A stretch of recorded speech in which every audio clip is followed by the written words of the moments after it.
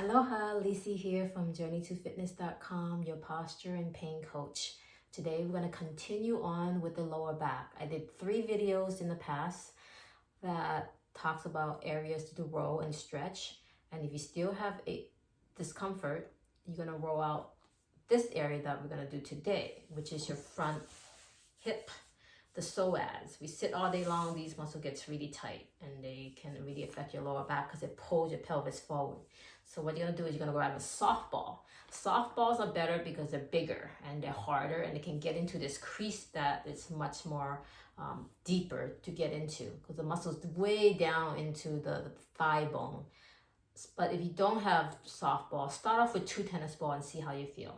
But the goal is to get deeper in there. So I always have softball and tennis ball on hand and a foam roller to use for different areas of your body. Just like a carpenter, they have many different hammers and drills and screwdrivers. Your body's the same way. You need different tools. So grab your softball or tennis ball, but get a softball eventually.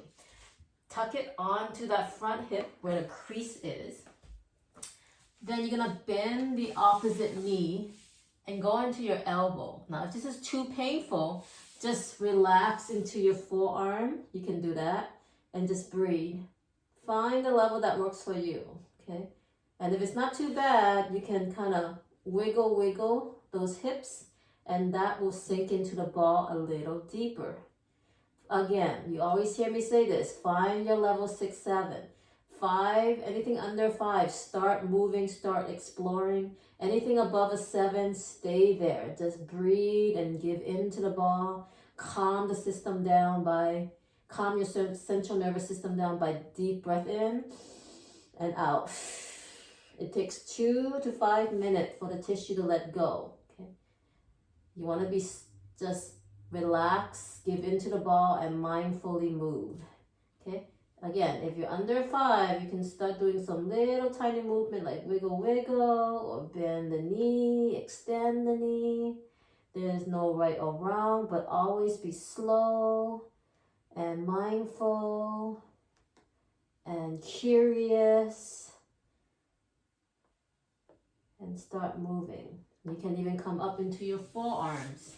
And now you're doing a little mini plank, so there's double benefit, okay? Don't let your back sag and your stomach dump out. Engage your core. Draw that belly button into the spine. Elongate the spine. Protect the spine.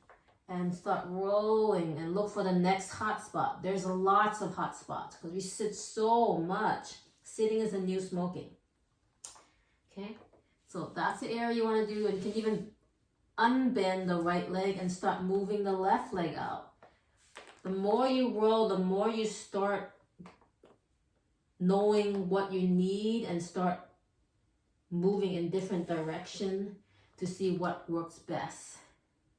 But the goal is to get it under a 5, and then you do the other side. Always hear me saying this. Symmetry, symmetry, symmetry. Start being mindful and notice the symmetry between your left and right. It tells you a lot. We need symmetry because every time you walk or run, you're going to need both sides to work equally. If not, one side can go and the other is dragging along.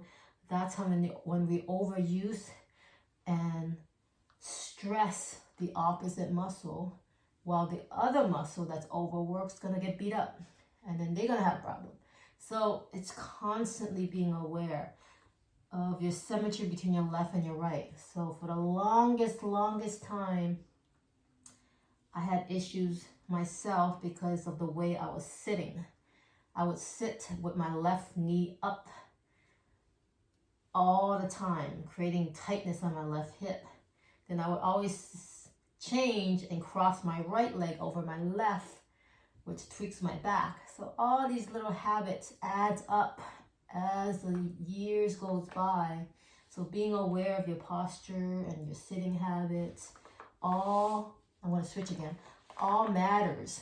Awareness is the number one thing to self-heal and figure out for yourself, because doctors not going to do this. They're not going to dig deep. You need to be aware. And if you're not sure, this is where I come in. This is what my specialty is. I'm here to dig deeper and ask questions and get you to be more self-aware and in tune with your own body. Nobody should know more about your body than you. But most people never think about it that way, and they trust the doctors. So I hope you got something out of this. And until next time, have a wonderful day. Aloha.